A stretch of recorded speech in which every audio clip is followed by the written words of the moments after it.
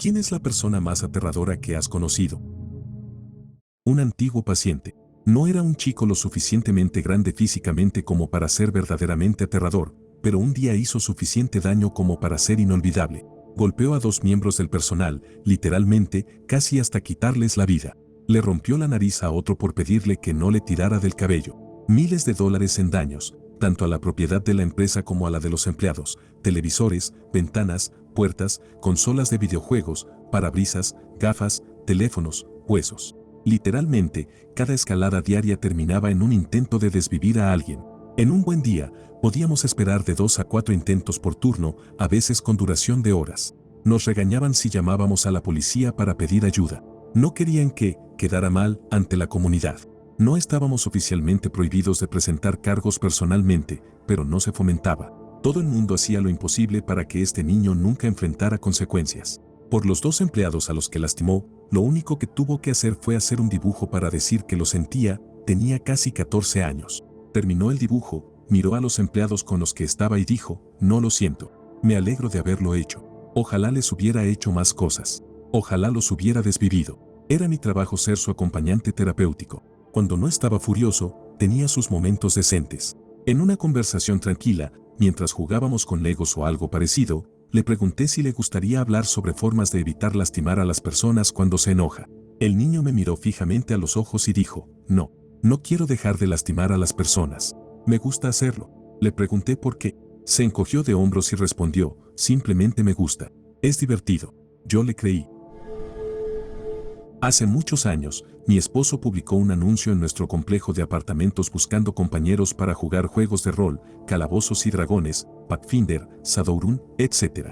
Uno de los que respondió fue un trabajador de mantenimiento del complejo. Parecía amable cuando mi esposo lo conoció, así que lo invitó a casa. El tipo decía tener muchísima experiencia jugando, pero cuando empezó a hablar, mencionaba ediciones de juegos que no existían. Pensamos que quizás había confundido los términos, así que le preguntamos: «¿Oh, te refieres a esta edición?». Se enojaba y decía que no, que él sabía de lo que hablaba. A veces la gente tiene miedo de admitir que no tiene experiencia, así que mi esposo le dijo: «Oye, está bien, no tengo problema en enseñar a alguien». Pero el tipo seguía insistiendo en que sí había jugado esos juegos, aunque era claro que no tenía idea de las mecánicas ni podía contar anécdotas típicas que los jugadores suelen compartir. Dándose cuenta de que algo no cuadraba, mi esposo le dijo educadamente que no parecía que fuera a funcionar y que sentía haberle hecho perder su tiempo. El tipo no se enojó, solo pareció sorprendido, y se fue. Unos días después, mi esposo estaba durmiendo hasta tarde y yo estaba despierta con mi hijo pequeño. Alguien llamó a la puerta. Fui a abrir, y era este tipo. Empezó a decir inmediatamente que su transporte lo había dejado tirado, que no quería caminar bajo el calor del verano y que si podía llevarlo a su casa. He pasado por la molestia de no tener coche, así que le respondí comprensivamente: déjame despertar a mi esposo, porque él era mejor conduciendo nuestra camioneta que yo. De repente, el tipo empezó a insistir en voz alta: no lo despiertes, tú puedes llevarme, será rápido, vivo a 2 kilómetros de aquí. Le dije que no, que tenía a mi hijo conmigo y que sería más fácil si mi esposo lo llevaba. Tiene que ser contigo, repetía una y otra vez. Sonó una alarma en mi cabeza, y le dije: no me siento cómoda con esto, necesitas buscar otra forma de llegar. Cerré la puerta en su cara y la aseguré con llave. Siento que no siempre tengo el mejor manejo de las situaciones sociales. Empecé a preguntarme si había sido demasiado dura, paranoica o algo similar. Entré y desperté a mi esposo para contarle lo que pasó. Él me dijo que no, que sonaba raro, que no había exagerado, se vistió rápidamente, tomó las llaves y salió, pero no sin antes decirme que cerrara la puerta con llave detrás de él. Se fue por un rato y regresó con cara de preocupación. El gerente dijo que el tipo ya se había ido. Su mamá vino a recogerlo, como hacía siempre. Y no vive en la dirección que me dio, vive en otro lugar en dirección contraria.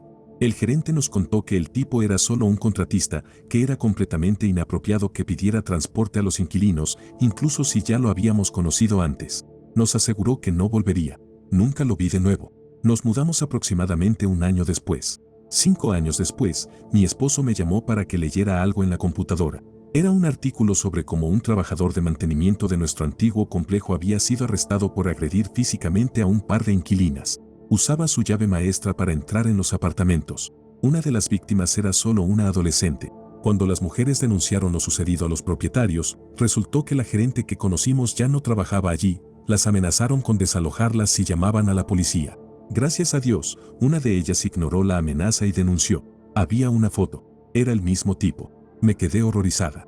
Nos dimos cuenta de que probablemente nunca intentó nada conmigo porque no estaba seguro de si mi esposo estaba en casa la mayoría del tiempo. También creo que no lo intentó porque mi respuesta ese día dejó claro que no iba a seguir ciegamente lo que él dijera. No tengo idea de qué habría pasado si hubiera llevado a ese tipo a casa ese día. Ya que me dijo que fuera en la dirección contraria a donde realmente vivía, no me imagino que hubiera terminado bien. Si alguna vez sienten que una alarma interna se enciende en su cabeza, escúchenla. No se preocupen por ser groseros o por reaccionar de más. Soy consejero en un hospital trabajando con niños y adolescentes internados. He conocido a muchos niños con los que jamás me daría la vuelta. Sin duda, he cruzado caminos con futuros destructores de familias y posibles asesinos. Pero actualmente tengo al más inquietante de todos.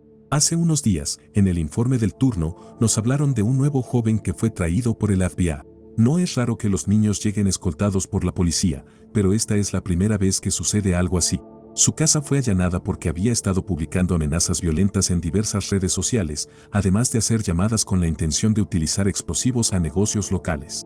Todo ha sido considerado como amenazas creíbles por muchas razones, incluyendo una lista que encontraron con detalles de lo que necesitaba obtener, dónde y cómo, junto con información de contacto. Está a punto de cumplir 18 años y probablemente será juzgado como adulto. De todos modos, entro a la unidad y sé inmediatamente a quién se refería el equipo de tratamiento. Este chico se parece exactamente a Rachel Ramirez, el Night Stalker, desde el cabello grasiento hasta los dientes desalineados. Solo se sienta y mira fijamente a todos a través de su cabello, apenas dice una palabra, excepto para exigir llamar a su madre para decirle que se deshaga de algunas cosas. Todos pueden sentir la incomodidad que emana de él, como si saliera de sus poros. Ese chico tiene una vibra verdaderamente mala. Es difícil no sentirse profundamente inquieto con su presencia.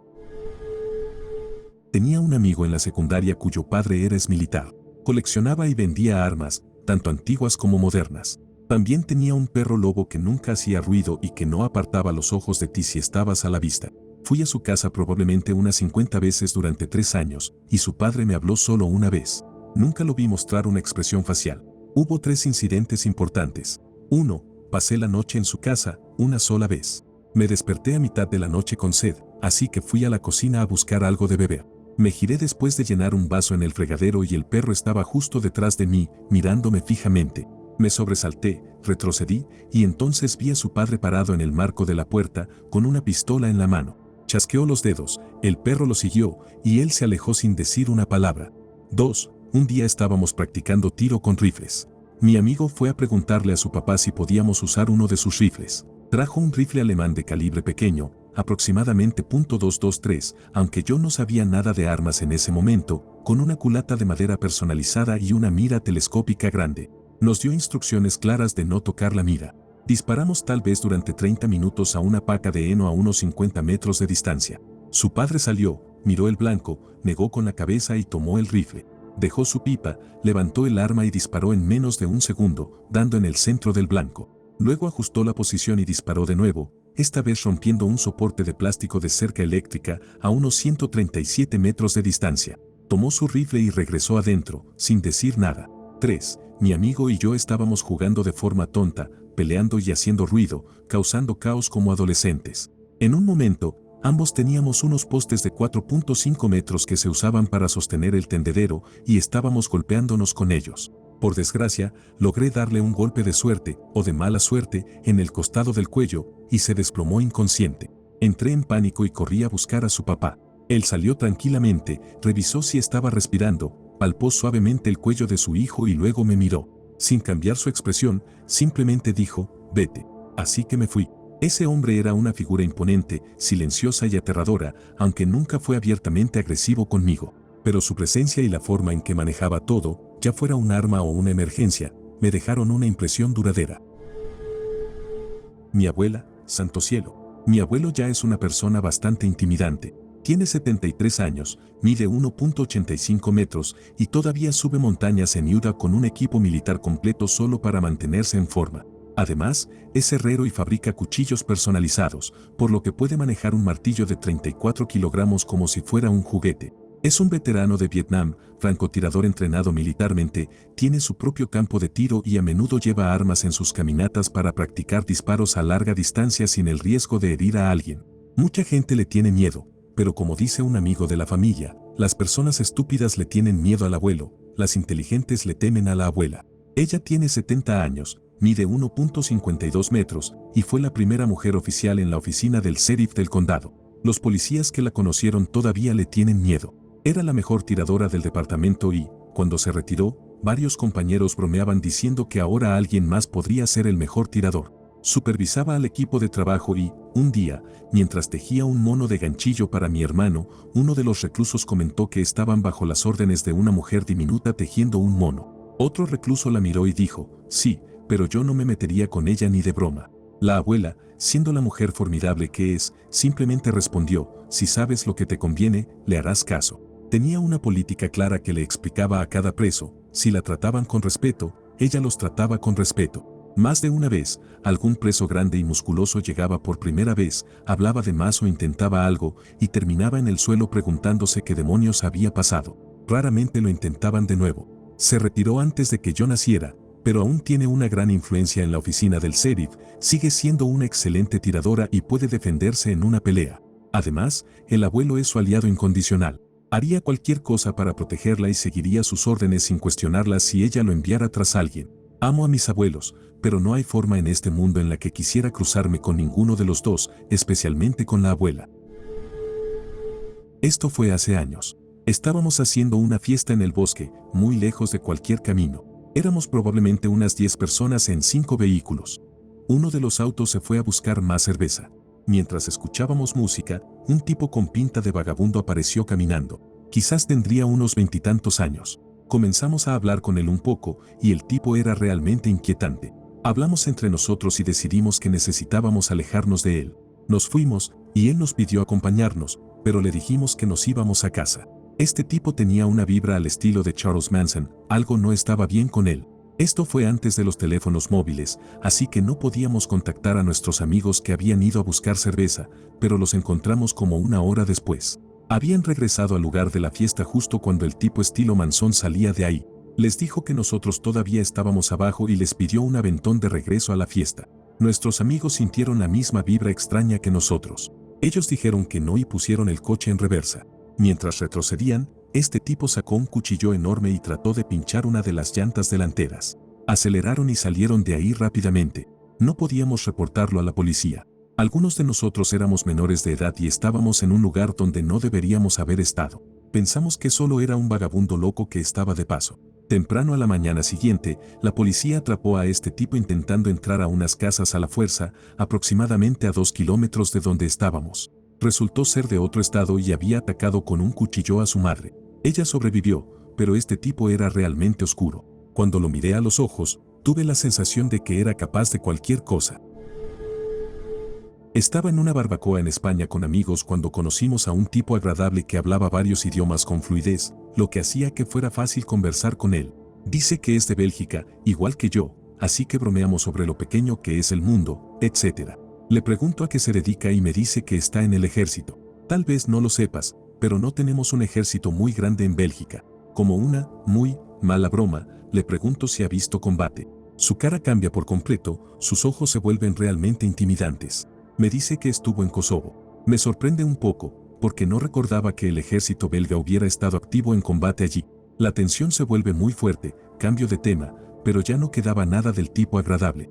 Más tarde, me enteré por amigos que él estaba en las fuerzas especiales, de esas de las que no se suele escuchar. Volvió de una misión detrás de las líneas enemigas y, aparentemente, para poder escapar de la zona de guerra tuvo que ser muy violento. Es una cosa verlo en películas, pero conocer a un asesino profesional en persona es realmente escalofriante. Esto ocurrió hace aproximadamente una década, pero todavía recuerdo ese día y las noticias posteriores con mucha claridad. Mi papá me llevó a su trabajo una tarde cualquiera. La mayoría de sus compañeros de trabajo me habían visto crecer, así que estaba charlando con ellos y poniéndome al día.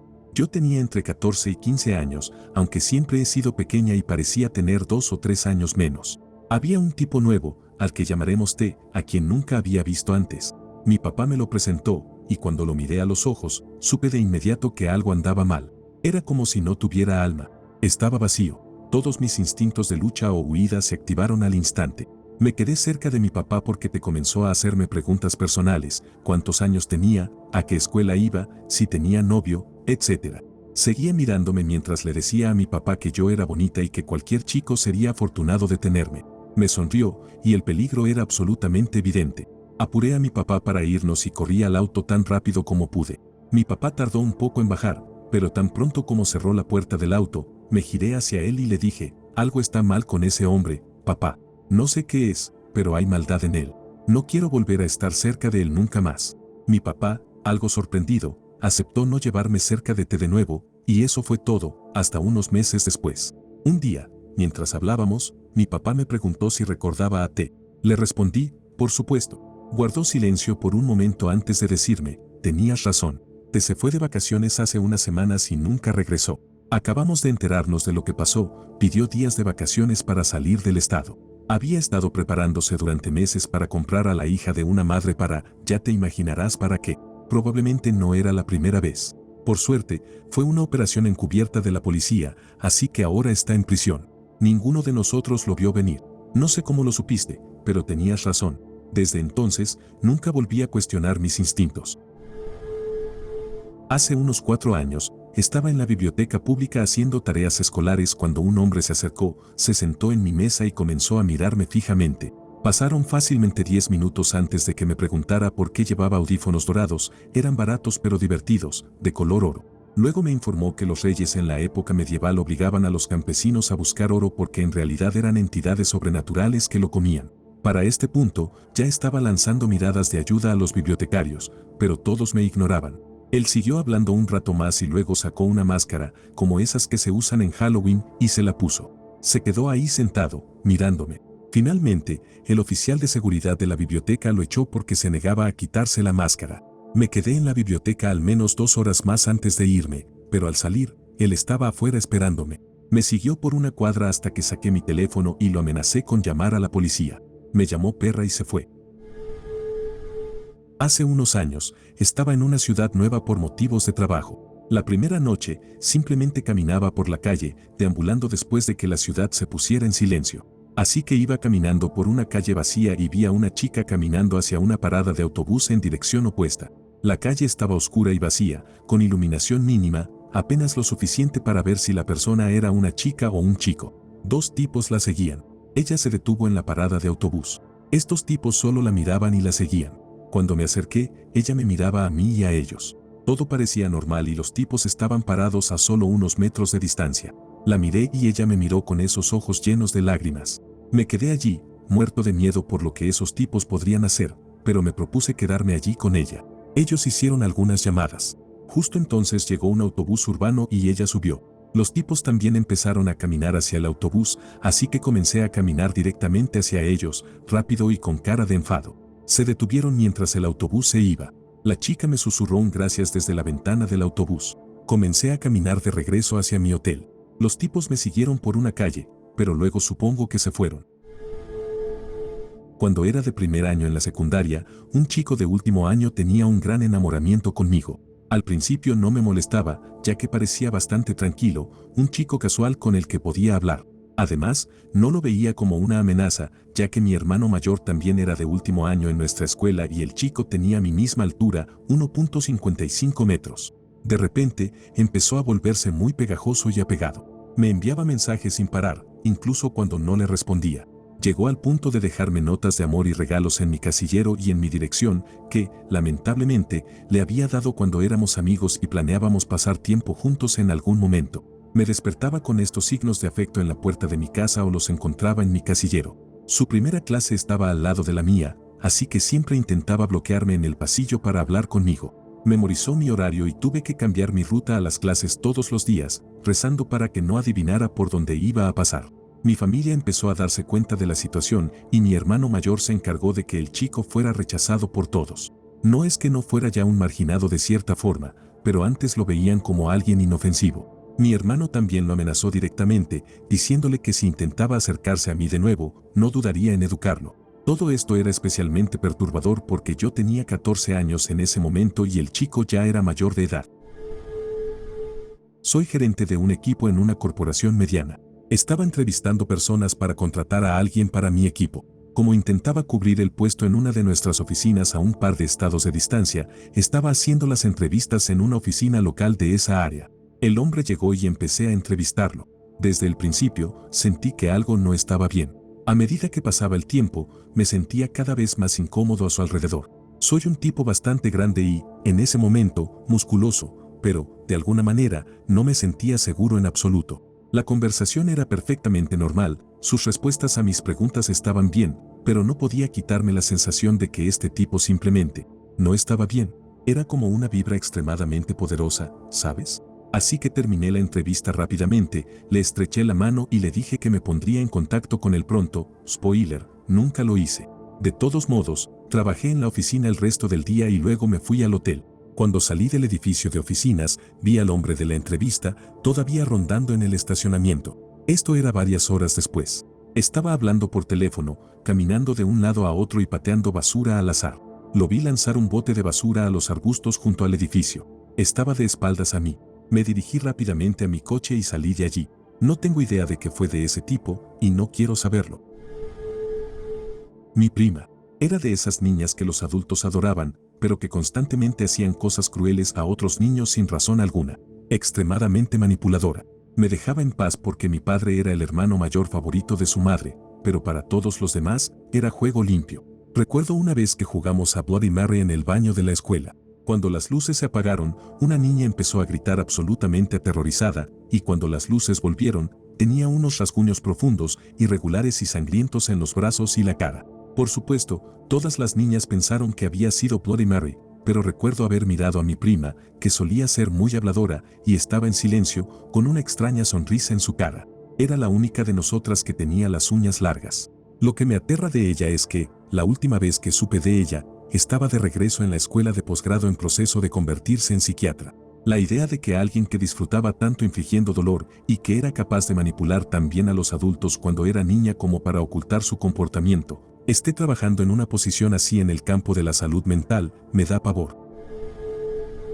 Oficial de inteligencia militar noruego. Si vieras a ese hombre en una multitud, nunca creerías que alguna vez había vestido un uniforme. Parecía un civil mayor, un amable hombre al borde de la jubilación que bien podría estar trabajando en una oficina. Sin embargo, este tipo tenía mucha experiencia en misiones en Afganistán y otros lugares, trabajando junto a la CIA y organizaciones similares. Durante un entrenamiento de combate cuerpo a cuerpo, derribó con facilidad a un hombre de unos 20 años que era instructor de MMA y que le sacaba una cabeza de altura. Hicimos ejercicios con armas y nadie siquiera se acercó a superarlo. Podía enfrentarse a 3 o 4 personas sin problema alguno.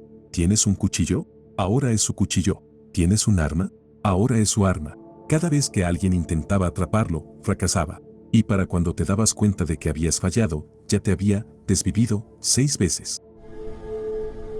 Como parte de mi tesis, entrevisté a varios reclusos en una penitenciaría. Algunos habían sido condenados por tráfico de drogas a gran escala, otros por robo y otros por desvivir a alguien. Las entrevistas se realizaban en una pequeña sala de entrevistas. Había un guardia afuera y un botón al alcance de la mano para notificar al guardia cuando terminara, en caso de emergencia, para que trajera al siguiente entrevistado, o para pausas, etc. Uno de mis entrevistados era un tipo completamente musculoso, grande, calvo y negro. Pura fibra. Debía medir alrededor de 1.95 metros. Había sido condenado por quitarle la vida a alguien. La entrevista transcurrió bien y fue muy amable y receptivo a mis preguntas, que en su mayoría trataban sobre las motivaciones y experiencias de los reclusos. Le agradecí por su tiempo, presioné el botón para notificar al guardia que había terminado, y, nada. ¿Qué demonios? ¿Dónde estaba el guardia? Un momento rápido de pánico pasó por mi mente, pero logré mantener la compostura suficiente para no mostrar miedo, aunque mi cerebro estaba repasando todas las posibilidades horribles que existían. Pasaron unos 10 segundos y entonces escuché al recluso reír. ¡Qué mal! Sabes que probablemente podría matarte en menos de 10 segundos, ¿verdad? No era una pregunta, era un hecho. Su sonrisa había desaparecido y su mirada era seria, pero aún estaba sentado al otro lado de la mesa. Ese fue el momento en el que conocí a la persona más aterradora de mi vida. Puedo recordar su rostro con total claridad y al hacerlo, mi mente regresa a esa memoria, reviviendo esa ola de pavor una vez más. Luego, se rió. Creo que logré soltar la risa más nerviosa y poco convincente de mi vida, como si estuviera bromeando con él. Afortunadamente, no se movió de su silla. En su lugar, comenzó a hablar sobre los guardias mientras yo seguía presionando el botón periódicamente durante 2 minutos más. Charlamos un poco más sobre ese tema mientras esperaba. Resulta que el guardia asignado fue llamado para cambiar turno con otro guardia. El segundo guardia había confirmado que estaba en camino, lo que aparentemente fue suficiente para el primero, quien se fue. Pero el segundo guardia se retrasó 1 minuto porque estaba lidiando con otro recluso o algo similar. No hice un gran escándalo al respecto, pero sí informé a la seguridad en la entrada, por la seguridad de otras personas. Había un chico con el que fui a la secundaria. Era bastante callado, no tenía muchos amigos cercanos. Era educado, bien portado y amable con la gente. Recuerdo que, a menudo, daba la mitad de su almuerzo a un chico que no solía tener comida. También era bastante peculiar, nunca hacía el trabajo en clase ni las tareas, pero se comportaba bien con los profesores y no interrumpía las lecciones. Sus calificaciones eran bajas, lo justo para pasar, pero nunca más que eso. Una vez, intentó organizar una fecha diferente para hacer un examen de matemáticas y un ensayo de inglés, así es como funcionan las evaluaciones de último año en Australia, pero la escuela no fue muy flexible. Terminó haciéndolos conmigo después de clases. Sacó la mejor calificación en el examen de matemáticas en unos 10 minutos, mientras que a mí me llevó cerca de 40. El ensayo de inglés lo terminó en 30 minutos y logró una calificación aprobatoria. No me considero tonto, pero años después, cuando hice una prueba de aptitud militar, él también estaba allí ese día. Conversamos un poco, pero como siempre, era reservado. Cuando llegaron los resultados de aptitud, fue el único en una sala de unas 40 personas que obtuvo la calificación completa, lo que significa que podía optar a cualquier puesto que estuvieran reclutando, incluida la universidad militar con un título gratuito. Fue entonces cuando pensé que probablemente era increíblemente inteligente. Ahora, la razón por la que es aterrador. Una noche tranquila, fui a un bar con un pequeño grupo de amigos de la universidad y lo encontré trabajando detrás de la barra. Lo saludé y estaba súper relajado, charlando con nosotros y haciéndonos sentir bienvenidos. Entonces, entró un grupo de personas, probablemente una pandilla juvenil, siendo ruidosos y exigentes. Algunos se acercaron demasiado para estar cómodos. Él los miró fijamente y se calmaron un poco, agrupándose entre ellos. Intentaron pedir vodka con Red Bull. Él no se movió y simplemente les dijo el precio total. El líder, tratando de actuar como un chico duro, sacó un cuchillo. Antes de que nadie pudiera reaccionar, el bartender le agarró el brazo, lo arrastró y le dio un puñetazo directo en la cara, dejándolo inconsciente. Tomó el cuchillo, lo guardó detrás de la barra y miró al resto del grupo, que salió corriendo del lugar. Llamó a la policía mientras revisaba si el tipo inconsciente seguía respirando. Luego lo movió a la parte trasera. Regresó al frente y siguió atendiendo como si nada. Nos dio un par de rondas de cervezas gratis antes de que llegara la policía. Entregó la grabación de seguridad, el cuchillo y a la hora despierto pero conmocionado tipo. Uno de los policías tomó los nombres y números de algunos clientes, incluyendo los de él, y luego se fueron. Nos dio otra ronda de cervezas gratis y se disculpó por el espectáculo. Durante todo el tiempo, permaneció completamente tranquilo. Nunca levantó la voz. En la secundaria, recuerdo que alguien quiso pelear con él. Básicamente le dijo, "Está bien, amigo". Dejó que el otro le golpeara la cara mientras él solo se quedaba ahí. Había una razón por la que casi nadie se metía con él en la secundaria, y fui lo suficientemente afortunado, o desafortunado, como para presenciarla de primera mano. Es impredecible y siempre ha dado la sensación de que ha visto cosas muy jodidas. Aún así, parece valorar su tranquilidad, y prefiero dejarlo así. Probablemente sea lo mejor para todos. Fue un grupo con una mentalidad depredadora colectiva. Solía trabajar como reportera judicial y una mañana entré al juzgado en Manhattan para cubrir el juicio de un policía que se hacía pasar por agente del FBI. Este tipo había ido a un hospital y le dijo a un médico asiático muy pequeño que podía quitarle la vida en cualquier momento y que nadie sabría que había sido él.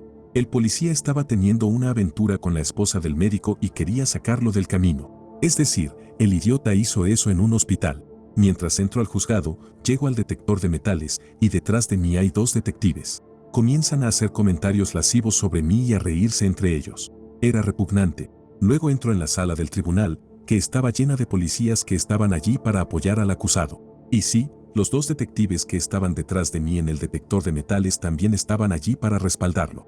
Me observaron entrar como si fuera una gacela que acababa de caminar al centro de una guarida de leones hambrientos. La hostilidad que desprendían era abrumadora, nunca había sentido algo así en mi vida. Me puso los pelos de punta y todas las alarmas internas en mi cabeza empezaron a gritar. Yo era nadie, solo una reportera invisible, y nunca en mi vida me había sentido tan expuesta o insegura como en esa sala llena de policías. En los años 70, en California, mi mejor amiga y yo solíamos hacer autostop de vez en cuando. También recogíamos a otros que hacían autostop de vez en cuando. Era algo bastante común en esa época. Una vez, mientras íbamos en coche hacia la playa, recogimos a un chico de unos 20 años que hacía autostop. Tenía el cabello largo y castaño, una barba, y vestía una camisa a cuadros y jeans. Sí, recuerdo lo que llevaba puesto. Era típico de esos tiempos. Nos dijo que también iba hacia la playa. Mi mejor amiga y yo teníamos 17 años. Durante el trayecto, charlamos alegremente sobre la vida, la escuela y cosas divertidas.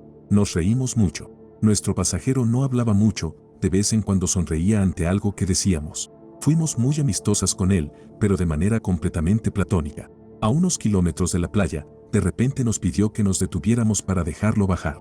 Confundidas, nos detuvimos y le preguntamos si ya no quería ir a la playa. Dijo que había cambiado de opinión. Antes de bajar del coche, se detuvo, nos miró a las dos y, de manera tranquila pero escalofriante, dijo: no quiero que ustedes dos vuelvan a recoger a nadie haciendo autostop. Podría haberlas desvivido a las dos, decidí no hacerlo. La mirada en su rostro y el tono de su voz eran fríos, sin emoción.